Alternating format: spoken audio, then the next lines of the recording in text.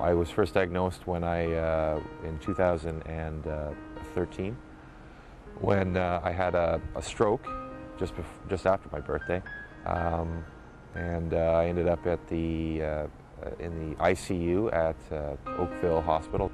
Dr. Pandea was called in because my kidney function was showing a little bit on the low side, and I was diagnosed with chronic kidney disease.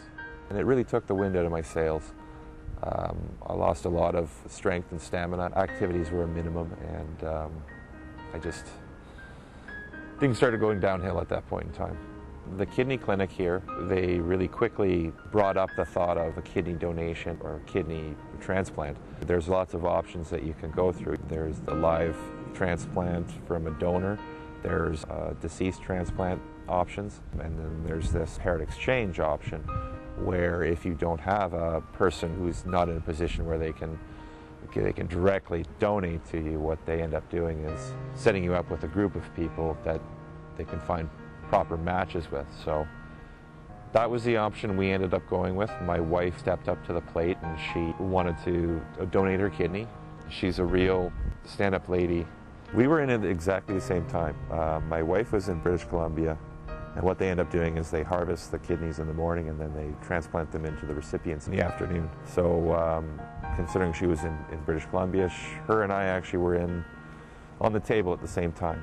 You know, that was probably the hardest part, is being that far away. And I owe my wife my life. When I was on dialysis before the transplant, they had to put in a central line into my chest, and that limits your ability to do a whole lot of things, like, you know, go swimming, stand in the shower and just let the water pour over you, which is amazing. You don't appreciate that until you can't do it. I'm still healing very much. I don't have to spend every other day 4 hours at the dialysis unit, so we get to have weekends together.